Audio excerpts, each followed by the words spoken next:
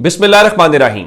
लाखों करोड़ों दुरूदो सलाम मोहम्मद मुस्तफ़ा सल्लल्लाहु अलैहि वसल्लम और आले मोहम्मद पर। मैं हूं उमर दराज गोंदल। एक तो यूट्यूब चैनल सब्सक्राइब कर लीजिए, दूसरा बेल आइकन के ऊपर क्लिक कर लीजिए ताकि हमारी आइंदा आने वाली वीडियोस आप तक टाइमली और तसलसल के साथ पहुंचते रहे। पिछले 2-2.5 सालों में बिलखुसूस हमने ये देखा है कि कुछ मखसूस अकाउंट्स होते हैं, वो कुछ शख्सियात के हों, कुछ एक्टिविस्ट के हों, वो अचानक से बंद हो जाते हैं। तो अगर वो बंद हो जाए तो लोग अमूमन ये सवाल उठाते हैं कि वो खैरियत से है, वो कुछ पोस्ट नहीं कर रहा, और इवन हम कुछ पोस्ट ना करें तो हमारे दोस्त भी हमारी खैरियत मालूम करने के लिए राब्ता कर लेते हैं। इसी तरह से अगर किसी अकाउंट से वीडियोस डिलीट हो जाएं, ट्वीट्स डिलीट हो जाएं, तो हम ये समझते हैं कि अमूमन एक लफ्ज़ इस्तेमाल किया जाता है, शायद कोई प्रॉब्लम में अगला फंस गया है या उसका सॉफ्टवेयर अपडेट हो गया है। अब हुआ ये कि अबसार आलम का वीलॉग होता है, उस वीलॉग में जो खुफिया एजेंसी है उनके अफसर की बात होती है, उसके बाद उस अकाउंट से जवाब आता है, अम्मार सोलंकी नामी जो अकाउंट है, और उस अकाउंट से कहा जाता है कि भाई आपका प्रॉब्लम क्या है, और मैं का सीगा इस्तेमाल किया जाता है कि मैं प्रमोट हूं, मैं प्रमोट ना हूं, मैं DGISI बनूं, मैं कोर कमांडर बनूं, आपका प्रॉब्लम क्या है। फिर उनको उनकी तनख्वाह का ताना दिया जाता है। उसके फौरन बाद पैटर्न यह बनता है कि मुनीफ फारूक साहब हमें यह बताते हैं कि जनाब अली ये जो अकाउंट है ये इदारे का या ISI का लफ्ज़ इस्तेमाल करते हैं। अब जब मैंने आपको पहले भी कल भी बताया था कि हमें उस अकाउंट को देखकर खौफ आता है, उस अकाउंट का जो कंटेंट है, जहां पे जो अल्फाज इस्तेमाल किए गए, फिर जनाब मुनीफ फारूक साहब के ऊपर भी हमें कोई शक व शुबा नहीं है। वो जो बात लेके आते हैं वो ठीक लेके आते होंगे, वो जो कहते हैं होता भी उमूमन ऐसा ही है। वो कहते हैं इसमें मेरा क्या कहना था। मिसाल के तौर पर उनका जी पाकिस्तान की जो एस्टैब्लिशमेंट है वो इमरान खान से नफरत करती है। उनका ये मैं नहीं कह रहा, मुझे इमरान से नफरत नहीं है, लेकिन एस्टैब्लिशमेंट इमरान खान से नफरत करती है। तो इस किस्म की बातें उन्होंने की। अब ये जो अकाउंट है ये टॉक ऑफ द टाउन बन गया। लोगों ने उसके जो अकाउंट से होने वाली पोस्टें हैं वो उठाना शुरू कर दी, और मैंने तो आज ट्विटर के ऊपर बाज़ाब्ता लिखा कि अब हमें ट्विटर अकाउंट से भी डरना चाहिए कि कौन सा अकाउंट किस जगह पे। अच्छा, दिलचस्प बात यह है कि अगर आप उस अकाउंट को देखें जो अम्मार सोलंकी के नाम से था, फेक बर्स्टर के नाम से उसका ट्विटर हैंडल था, उसमें लिखा गया था freelance journalist, social media activist, the reality checker of South Asia, repost or endorsements may be wrong but never in doubt. South Asia उसकी लिखी गई थी लोकेशन।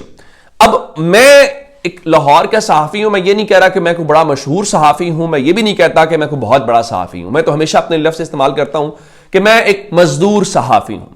आप लाहौर में, इस्लामाबाद में किसी भी सहाफती हल्के में पूछेंगे तो अगर कोई कहेगा, हो सकता है कोई कहे जी हम उमर दराज गोंदल को जानते हैं, अगर वो मुझे नहीं जानते होंगे वो कहे जी अच्छा पता कर लेते हैं। हो सकता है वो किसी से पूछे, वो कहेंगे जी हाँ हमने कहीं टीवी पे देखा होगा, हमने वीलॉग देखा होगा, ट्विटर पे देखा होगा, हम जानते हैं, या कोई कहेंगे जी नहीं जानते, चेक करवा लेते हैं, कहां से, लाहौर में, लाहौर से फलां से, वो कहेंगे अच्छा पता चल जाता है। यानी ये जरूरी नहीं कि हर शख्स आपको जानता भी हो, ये बात भी दुरुस्त है।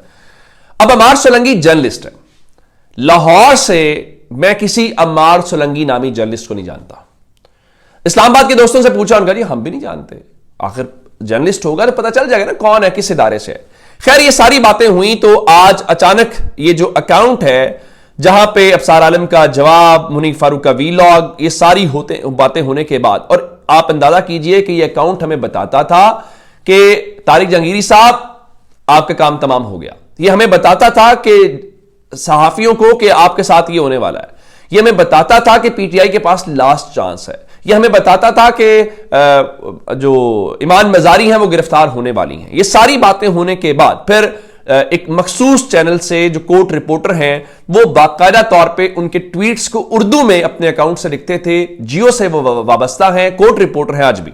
तो आज वो अचानक जो अकाउंट है वो डीएक्टिवेट कर दिया गया है, या उस अकाउंट की फिलहाल विकेट उड़ गई है। आप अगर जाके देखें तो वहां पे पता चलता है कि दिस अकाउंट डजंट एग्जिस्ट। अब आया ये अकाउंट जो इतनी बड़ी विकेट थी, अब उनके मुताबिक इदारे का है, और उनके मुताबिक जो जवाब दिया वो मुतलका ऑफिसर ने ही जवाब दिया। ये मेरे इसमें कोई अल्फाज नहीं, मैं बड़ा माड़ा कमजोर आदमी हूं। मैं वो अल्फाज जो उन्होंने बताए, जो कुछ किया, उसके अकॉर्डिंगली वो चीजें मैंने आपके सामने रख दी हैं, तो आपको उससे अंदाजा होता है कि पाकिस्तान में चीजें क्या है। और पाकिस्तान की चीजों से खैर मैं आपको एक वाकया आज का और बताता हूं, और फिर आपको मुलाकात अडयाला वाली। आज हमारे एक दोस्त हैं, कुलीग है, रिजवान जराल साहब, वो नियो न्यूज के हेड ऑफ प्रोग्रामिंग है और बड़े अच्छे जर्नलिस्ट हैं। वो आज एक पोस्ट करते हैं और उस पोस्ट के हवाले से पता चलता है कि पाकिस्तान में हो क्या रहा है। वो लिखते हैं जी, लाहौर की एक एएसपी और आई सर्जन, लाहौर का एक मारूफ सर्जन और किंग एडवर्ड से तालीम याफ्ता एसोसिएट प्रोफेसर एक खातून की आंखों की सर्जरी करता है।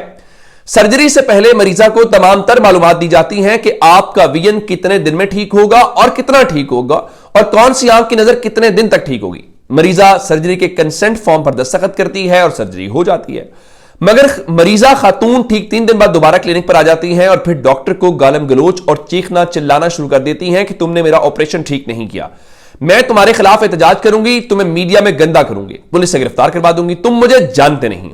डॉक्टर उसे समझाने की कोशिश करता है, मगर औरत अपने ताल्लुकात पर इतरा रही होती है। फिर वही हुआ जो पाकिस्तान में हर ताकतवर के साथ ताल्लुकात रखने वाला करता है। वो खातून एक एएसपी की रिश्तेदार होती है। एएसपी अपने एसएचओ को भेजती है कि जो डॉक्टर को धमकाता है कि आपको एएसपी साहिबा बुला रही हैं। डॉक्टर एएसपी के दफ्तर हाजिर होता है और फिर अफसर साहिबा कहती है कि मैं आपको 20 तरीकों से स्क्रू कर सकती हूं, मगर आप पढ़े लिखे हैं, दूसरा अगर क्लिनिक आपका जाती ना होता तो मैं वो भी बंद करवा देती। डॉक्टर बेचारा डर जाता है, कहता है मैडम मेरी कोई गलती नहीं है, मैंने ठीक सर्जरी किया है। मगर एएसपी साहबा ने कहा मरीज मुतमिन ही नहीं है तो सर्जरी कैसे ठीक हो गई, तुम सर्जरी के पैसे वापस करो नहीं तो तुम्हें स्क्रू करवा दूंगी। डॉक्टर डर के मारे मान जाता है, सर्जरी की रकम जो कि 1.5 लाख होती है वापस कर देता है। मगर कहानी यहां खत्म नहीं होती। वो मरीजा कहती है कि अब इस आंख का इलाज मैंने बरतानिया से करवाना है, उसका खर्चा भी ये डॉक्टर अदा करे।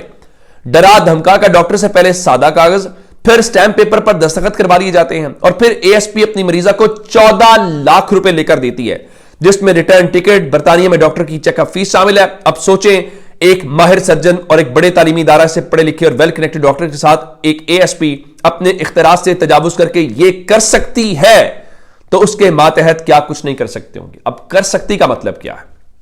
ये जो डॉक्टर साहब है ये गालिबन 20वें ग्रेड के अफसर हैं और मैं उसमें आपको जो इंपॉर्टेंट बात बताना चाहता हूं कि अगर डॉक्टर साहब जो हैं वो 20वें ग्रेड के अफसर के साथ एक एएसपी ये जो सब कुछ कर रहे हैं, ये आपके सामने ही है। और इसमें जो इंपॉर्टेंट मैं आपको बात बताना चाहता हूं कि वो कह रहे हैं जनाब हम उसको ये कर सकते हैं और वो कर सकते हैं। ये सारी बातें करने के बाद मेरा इसमें सवाल ये है कि वो जो बिग ब्रदर्स इन्वॉल्व होते हैं कि इस सारी कहानी के अंदर कि जनाब देखिए वो हमें बचा लिया, जो एनसीसीआई के अफसरान के हवाले से इन्वॉल्व होते हैं, और ये 1.5 महीना पहले का वाकया है। और वो जो डॉक्टर साहब हैं वो इस हवाले से एप्थेमोलॉजी के इस गवर्नमेंट हॉस्पिटल के अंदर हेड भी हैं। और इसमें कमाल बात यह है कि जो रिजवान जलाल साहब की पोस्ट है वो एक एएसपी की बात करती है, नहीं, इसका मतलब है खातून एएसपी है, करती है कि लफ्ज इस्तेमाल हुआ है। मेरी इंफॉर्मेशन ये बताती है कि उसमें एक एएसपी नहीं है, उसमें 2 एएसपी इन्वॉल्व हैं और दोनों खवातीन हैं। एक का तबादला होता है और दूसरी खातून फिर उसको टेक ओवर करती है, कहती है हमारी बात हो गई है। 4 लाख वो खातून निकलवा के देती है, 4 लाख पहले वाली, 10 लाख बाद में। और मेरे पास वो इस वक्त जो इंफॉर्मेशन है वो मेरे पास उसमें काफी ज्यादा है। अब देखना यह है कि इस पे होता क्या है। मिसाल के तौर के ऊपर जो एयरलाइन का टिकट है, जो यूके के हवाले से बताया गया है कि UK for eye sight check consultation 3,31,000 रुपए की होती है और clinic fee for VN check in Manchester वो जो 95 जीबीपी के हवाले से होता है। चले खैर ये है एक हाल। चलें अब आगे चलते हैं। अगली बात यह है कि इमरान खान की मुलाकातों के हवाले से आज शोशा छोड़ा जाता है जी, फलां एक करीबी अजीज और एक रिटायर्ड ऑफिसर का नाम लेके चलाया गया कि जी उनकी को मुलाकात हो रही है और अडियाला में ये हो रहा है और अडियाला में वो हो रहा है। ये सारी कहानियां थी। असल बात यह है कि आज तोशा खाना 2 केस में जिसमें इमरान खान को सजा दी गई है, इमरान खान और बुशा बीबी को, उनका केस टेकअप होना था और उन्होंने अपीलें तैयार कर ली हुई हैं। अपीलें दायर करने के लिए आपको दस्तखत करवाने पड़ते हैं इमरान खान से और बुशा बीबी से। आज उनके दस्तखत नहीं हो सके। उनके वकील खालिद यूसुफ साहब 3 घंटे अडियाला के बाहर रहे और अडियाला जेल हुकाम ने कहा कि आप वकालतनामों पर जो कल दोबारा तशरीफ लाएं और जब तक वकालतनामों पर दस्तखत नहीं होती या जेल हुकाम की तस्दीक नहीं होती तो इस्लामाबाद हाईकोर्ट में अपील दायर नहीं हो सकती। एक कहानी ये थी। अब दूसरा मुलाकातों का दिन है और कल 6 नाम उसमें भिजवाए गए हैं। बैरिस्टर गौहर अली खान का है, सलमान अकरम राजा का है, न्याजुल्लाह न्याजी का है, अली जमान का है और फैसल मलिक का है और सोहेल गर्दैजी का है। अब कल इमरान खान की बहनों के भी मुलाकातों का दिन है, तो क्या कल एक बार फिर वो सूरत पुरानी दोहराई जाएगी और क्या कल इमरान खान की बहनों के साथ तहरीक इंसाफ भी कॉल देगी? इंपॉर्टेंट है। जा जाते एक खबर, ये तस्वीर देखिए।